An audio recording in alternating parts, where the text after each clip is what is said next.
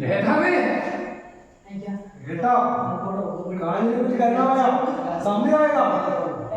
അച്ഛനും പോയി, അമ്മയും പോയി, വീട് പോയി. നമുക്കിനി ആരും വെച്ച് വിളമ്പിത്തരും. എവിടെ കയറി കിടക്കും? വീട് ചോറില്ലെങ്കിൽ വിരുന്ന് ചോറില്ല. ഇനി എന്ത് ചെയ്യണം? എന്റെ രാഷ്ട്രീയ ഏട്ടന്റെ സിനിമ ചമ്പക്കാട്ടിൽ തങ്കച്ചൻ പോലാളുടെ കുടിവെള്ള കമ്പനി പോലെ കൂട്ടിപ്പോവല്ലോ.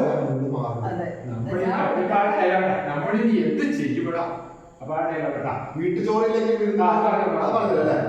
എന്റെ രാഷ്ട്രീയ പ്രവർത്തനം ജന്മം നൽകി വളർത്തി വലുതാക്കിയ മാതാപിതാക്കളെ സ്നേഹിക്കാത്ത ആദരിക്കാത്ത മക്കൾക്ക് നല്ല സംവിധായകനോ നല്ല രാഷ്ട്രീയക്കാരനോ ആകാനാവില്ല. നല്ല കുടുംബ ബന്ധങ്ങളിൽ നിന്ന് നല്ല സിനിമയും നല്ല രാഷ്ട്രീയവും നല്ല രാഷ്ട്രവും നിർമ്മിക്കാനാവും.